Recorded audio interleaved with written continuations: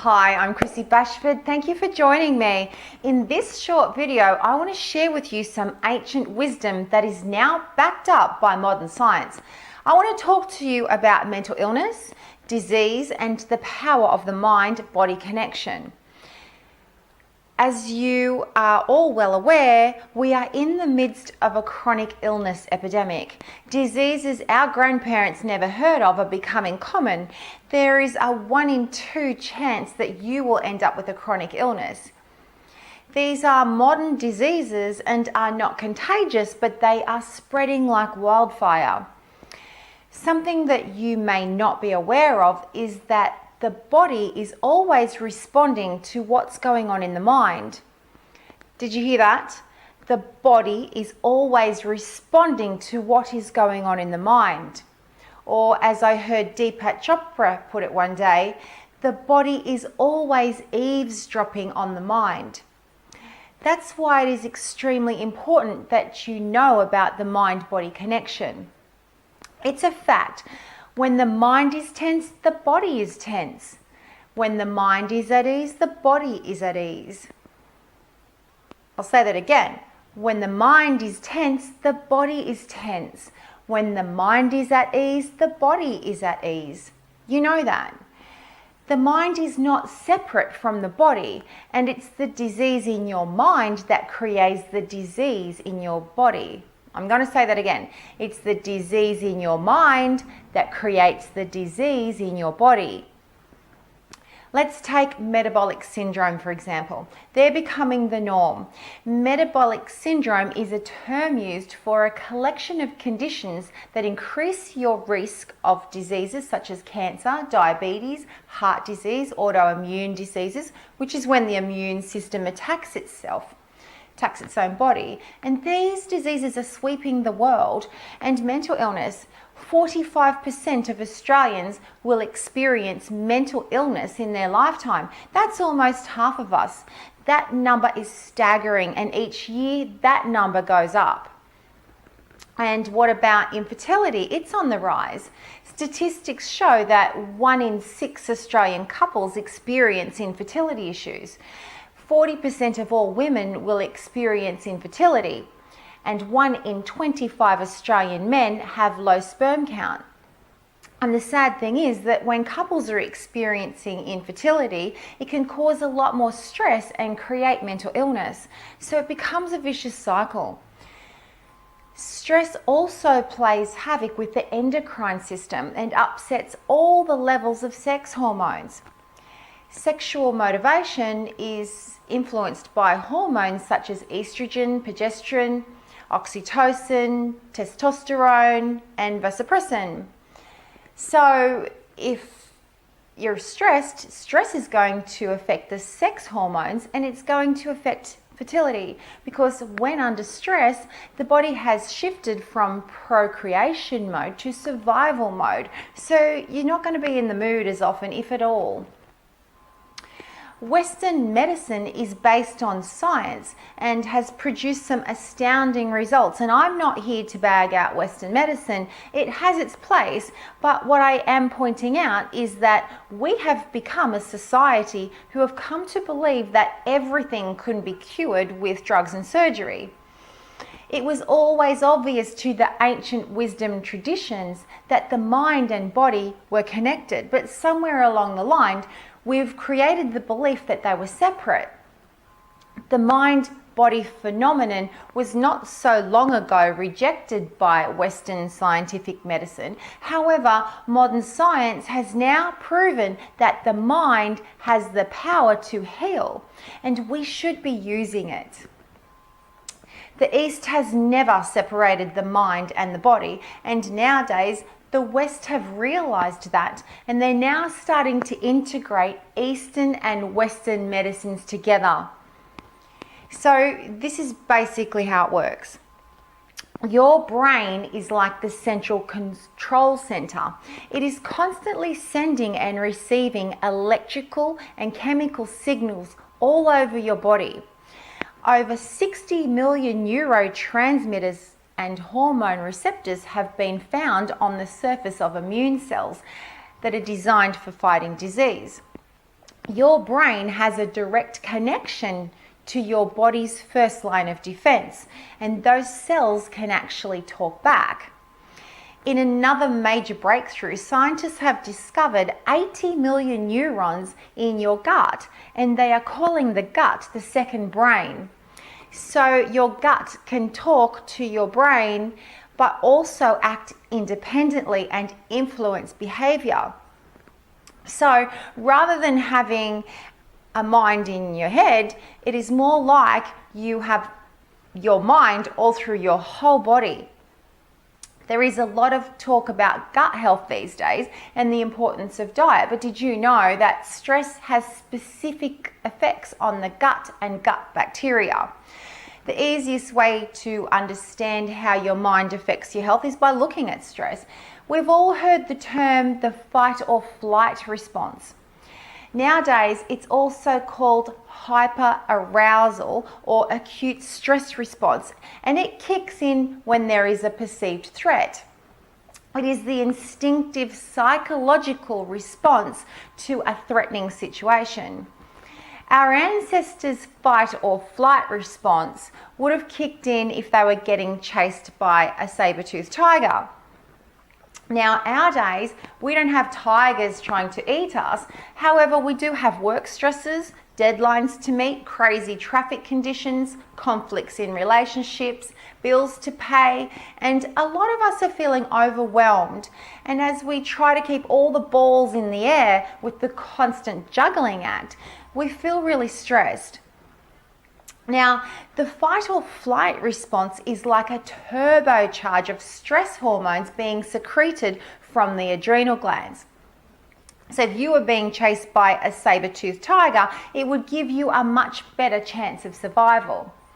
The stress hormone adrenaline causes the heart rate to rise and the blood pressure to spike and opens up all the blood vessels in the heart. And adrenaline causes the body to move away, the blood to move away from the digestive tract into the muscles, causing the muscles to contract, because clearly digestion is not a priority at this moment. Meaning if you are getting chased by a saber-toothed tiger, your body is going to have to go into survival mode. It's not going to be worried about digesting your food. We've all heard of cortisol. It is the primary stress hormone, and cortisol binds itself to receptors on the fat cells and the liver and the pancreas, which increases glucose, which is sugar levels, in the bloodstream, making more energy available for the muscles to use.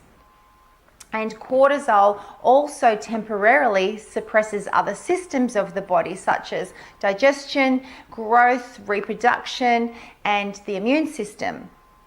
The body pumps out inflammatory chemicals to activate the immune cells and start to immobilize for tissue repair. The blood gets thicker, and so it clots faster than normal. And the attention center of the brain starts to light up like a Christmas tree. So as you can see, this fight or flight response or acute stress response, which it is called these days, is a major physiological, neurological, immunological, metabolic change in our system, and it is designed to save our lives. But these days, it's actually making everybody sick. Too much of these stress hormones being released is wreaking havoc in the body and causing it to store fat. Unfortunately, these days, 99% of the tigers we are running away from are in our mind. When we are in fight or flight or stress response mode too often and for too long, it produces an effect called allostatic load, which is the term used for wear and tear on the body. So think of it like having a car and you just absolutely flog that car and you drive it like a maniac all the time. You ask any mechanic, will the repair bills go up if you drive it crazy all the time? He'll say, of course it will. The parts are going to wear out faster. So I'm sorry to tell you, if you are constantly feeling under stress, constantly feeling under pressure and pushing deadlines all the time, or you are constantly feeling frustrated or annoyed or angry, or you're thinking sad and negative thoughts, or if you're struggling to sleep, and if you're not controlling your emotions and not controlling your stress levels, then it is going to be costly to your body. The trick is to recognize the inappropriate activation of the fight or flight response and learn to switch it off when it's not actually required. It's okay to have that fight or flight response activated if, say, you were asleep at night and you heard someone breaking into your house. You want that fight or flight response activated so that you can run out of the house or do something to save yourself, because you're clearly in danger when someone's breaking into your house. But having that fight or flight response activated, say, just because you can't find a car park at the shopping centre, or just because you're worried about what's going to happen at work, is extremely unhealthy, and especially if you're doing that every single day. Now let's have a quick talk about your brain. The amygdala is an area in the brain associated with emotional activity and the reaction to fear and stress, and chronic stress actually increases the size of the amygdala in the brain. The amazing thing here is that your body has the capacity to do the exact opposite to the stress response, and it's called the relaxation response. Here's the really cool thing. Brain imaging technology, MRI, proves that hypnotherapy, meditation, and meditation type exercises actually changes the structure of the brain. The amygdala actually shrinks. Studies show that even when people still experience the same amount of stress in their lives, say for example, their jobs were still stressful and their boss is still being a total twat, or their family members were still being difficult, their amygdala actually shrunk. And that's because they took part in meditation and meditation type exercises. And hypnotherapy is not unlike a guided meditation. So these studies show that it was not so much about these people's environment, but their reaction to their environment. It's how they are relating to events and people in their lives. So it's not about changing your life, although sometimes you have to do that. It's about changing your relationship to life. Like I said before, it was always obvious to the ancient wisdom traditions that the mind and body were connected.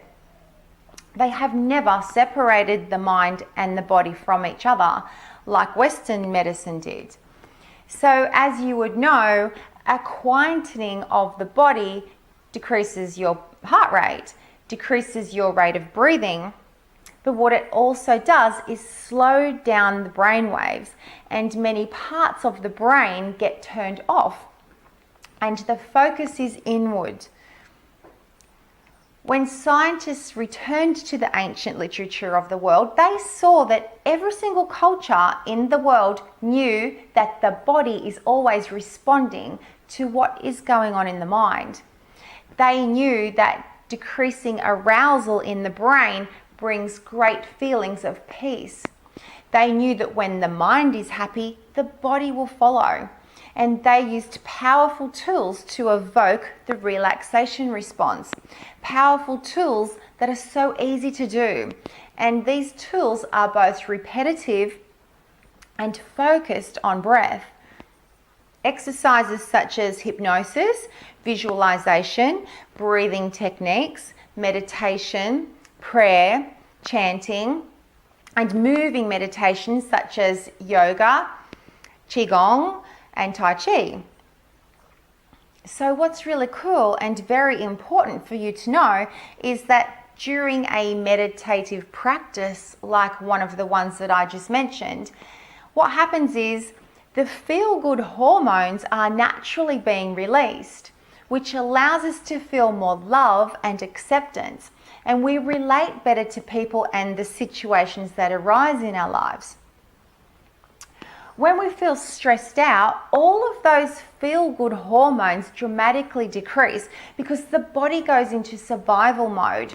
And the opposite is when we are in relaxation mode, naturally produced feel-good hormones are released throughout our whole body. These naturally produced feel-good hormones are serotonin, which is responsible for maintaining mood balance. Oxytocin, which increases our bonding and our romantic attachment and levels of empathy. Then there's melatonin, which controls the sleep-wake cycle. So you see now that by being stressed out, it makes it harder to sleep. Then there is dopamine, which helps control the brain reward and pleasure centers. Dopamine gets the brain ready for peak performance and improves memory, attention, and problem-solving abilities. And finally, sex hormones. Stress always plays havoc with the endocrine system. Therefore, being less stressed out, your hormones are going to be more balanced and sexual motivation is increased, so you will be more in the mood. You've probably heard of those feel-good hormones before because anti-anxiety and antidepressant medications are full of synthetic artificial hormones, and antidepressants are the most prescribed drugs on the planet. And people that are taking them because they feel stressed out. You may think, well, that's okay, and these medications are making people feel better, and sometimes they do. However, these artificial hormones and chemicals come with dreadful side effects such as nausea, increased appetite, weight gain, loss of sexual desire, and decreased orgasm, fatigue, drowsiness, insomnia, dry mouth, dry everything, including downstairs, blurred vision, constipation, dizziness, agitation, irritability, and get this one, anxiety. So the very medications that are prescribed every day for anti-anxiety and depression can actually cause anxiety. Now, it's very, very important to see how these side effects, such as weight gain and constipation, can actually create more disease in the body. Now, some time ago, I tried some of these medications and I experienced firsthand many of these side effects. I didn't feel better, I actually felt worse, and yes, I gained weight and couldn't poo properly. And with a family history of bowel cancer, that really freaked me out.